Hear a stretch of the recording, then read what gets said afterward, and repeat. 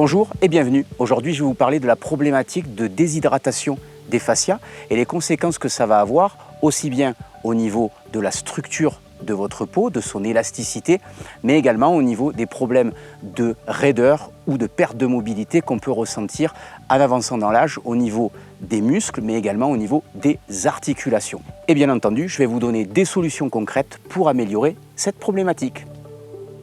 Comme vous le savez, le corps humain est constitué de 70% d'eau et cette eau, on la retrouve absolument partout dans l'organisme. Donc, on retrouve de l'eau dans la lymphe, on retrouve de l'eau dans le plasma sanguin, on retrouve de l'eau dans toutes les cellules, mais on retrouve également de l'eau dans la boîte crânienne puisque notre cerveau baigne dans un liquide particulier. Ce que l'on sait moins, c'est que la majorité de cette eau se retrouve dans les fascias. Les fascias, ce sont les tissus qui connectent l'ensemble de nos tissus et de tous nos organes ensemble. Donc les muscles, les tendons sont tous connectés les uns les autres aux fascias et sans nos fascias, il n'y aurait pas en fait de structure possible, on ne pourrait pas se tenir debout. Donc ces tissus, ces fascias sont fondamentaux et leur santé est fondamentale comme on va le voir.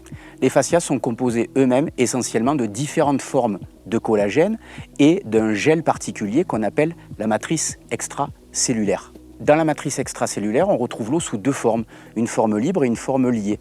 La forme libre, c'est tout simplement l'eau qui circule et qui permet d'apporter des nutriments, mais également d'évacuer tous les déchets. Dans la forme liée, l'eau est associée à des molécules particulières, les protéoglycanes et les glycoaminoglycanes, dont la structure complexe va former une forme d'éponge, une structure qui ressemble un petit peu à une éponge et dont le rôle est de retenir un maximum d'eau. Alors cette fonction éponge, elle est essentielle parce qu'elle va permettre aux fascias de maintenir une structure gélatineuse et donc à la fois de maintenir l'hydratation, elle va permettre également aux fascias de pouvoir se déformer, de pouvoir absorber, transmettre des forces mécaniques et également d'avoir un rôle de communication à la fois hormonale en véhiculant un certain nombre d'hormones et également une communication électrique, c'est ce qu'on appelle la fonction piézoélectrique des fascias. Donc comme vous l'avez compris, les glycoaminoglycanes sont fondamentaux pour la santé et la résilience des fascias à long terme. Ces glycoaminoglycanes, vous en avez obligatoirement entendu parler. On peut citer par exemple l'acide hyaluronique qui est le principal glycoaminoglycane et que l'on retrouve bien entendu dans la peau mais également dans le liquide synovial. C'est ce qui va permettre aux articulations de pouvoir mieux absorber les différents stress, les différents chocs qu'on leur impose lors de nos différents mouvements. Et c'est la raison pour laquelle aujourd'hui dans les thérapeutiques possibles, on injecte de l'acide hyaluronique dans certaines articulations qui en manquent afin de permettre une meilleure lubrification, un meilleur fonctionnement de la synovie. Autre glycoaminoglycane que vous connaissez, la chondroïtine que l'on retrouve principalement dans le cartilage de toutes les articulations, la dermatane que l'on retrouve dans le derme, c'est-à-dire la peau, mais également dans les tendons ou les ligaments, la kératane que l'on retrouve dans les cartilages, mais également dans la cornée, c'est-à-dire la structure de vos yeux, ou encore dans les disques intervertébraux et bien entendu dans la structure des poils et des cheveux. Et dernier glycoaminoglycane qu'il faut absolument connaître et citer, c'est N-acétylglucosamine qui sert en fait de matière première pour fabriquer de l'acide hyaluronique. Donc très important de trouver dans notre alimentation ou via une complémentation suffisamment N-acétylglucosamine afin de permettre le renouvellement de l'acide hyaluronique un petit peu partout où il a ses fonctions essentielles dans l'organisme. À mesure où nous avançons dans l'âge, de nombreux paramètres font que notre matrice extracellulaire tend à s'assécher et que notre acide hyaluronique tend à diminuer. Donc il va être très important pour maintenir une bonne hydratation des fascias et éviter tous les problèmes qui sont liés à la déshydratation des fascias, à l'assèchement de la matrice extracellulaire, à savoir la perte d'élasticité de la peau, mais également les raideurs tissulaires et profondes qu'on peut ressentir à mesure qu'on avance dans l'âge et que cet assèchement et cette déshydratation se produit.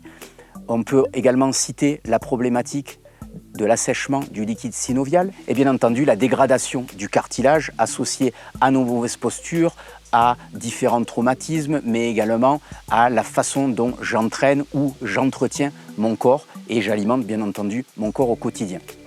Alors comment entretenir cette hydratation du corps, cette hydratation profonde des fascias? Bien entendu, la première des choses, c'est de consommer suffisamment d'eau, soit via de l'eau de bonne qualité ou via l'intermédiaire des fruits et des légumes. C'est pour ça qu'il est très important d'en consommer. Les fruits et légumes, en plus de l'eau qu'ils apportent, vont permettre d'apporter des électrolytes qui vont permettre de garder l'eau et de la faire rentrer, pénétrer dans les différents tissus et dans les différentes cellules. Donc c'est très important de consommer suffisamment de fruits et de légumes pour cette raison. En plus de la lutte contre l'acidité via l'équilibre acido-basique que les fruits et légumes permettent en fait de rééquilibrer. Comme nous l'avons vu, les fascias sont comme des éponges gorgées d'eau grâce à la forte présence de glycoaminoglycanes.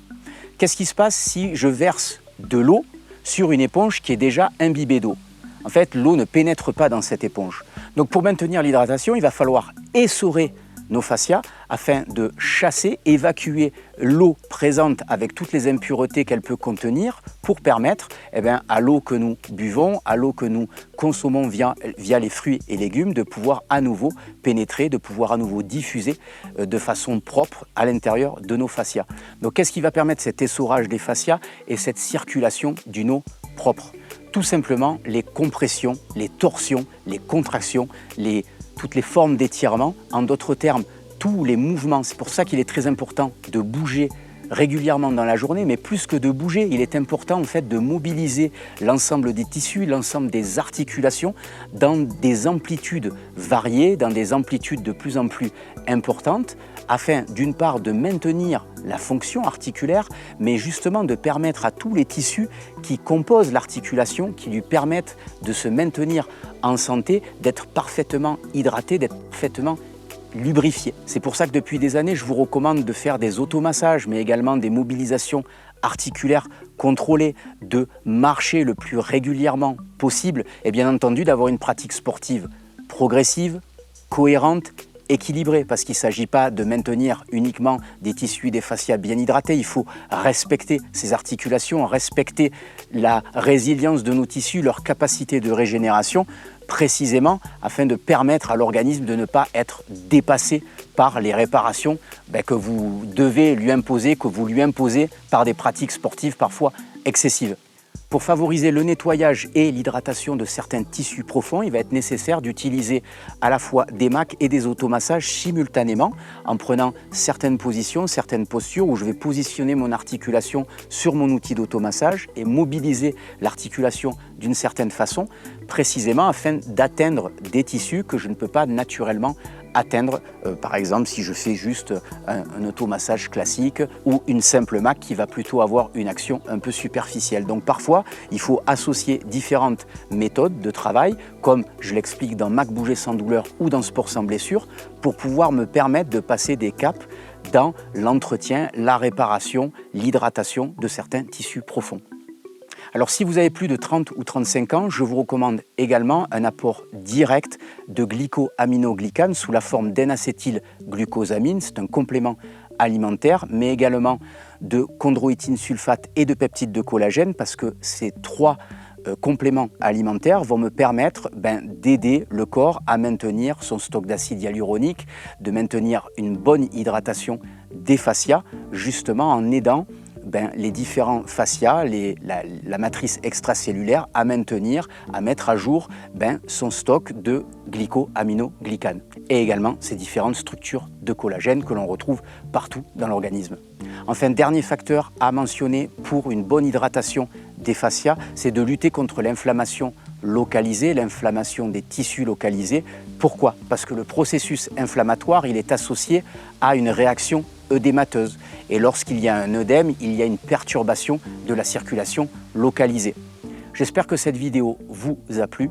Et bien entendu, si vous voulez aller plus loin sur les connaissances des fascias, le travail des automassages, le travail des MAC, des mobilisations articulaires contrôlées, 2 livres. Le premier, Mac Bouger sans douleur, qui est un livre pratique, et Sport sans blessure, qui est un livre de fond, un livre plus théorique, mais qui vous apprendra énormément de choses sur le fonctionnement des fascias, la prévention des blessures et également le fonctionnement de la matrice extracellulaire. Vous pouvez retrouver ces 2 livres ainsi que l'ensemble de mes programmes d'entraînement ou de mon matériel nomade sur mon site internet www.christophe-cario.com, et pour les compléments alimentaires que je vous ai cités, ma marque de compléments NutriPure sur le site www.nutripure.fr. Prenez soin de vous, prenez soin de vos fascias et à très bientôt pour de nouveaux conseils d'entraînement. Bye bye.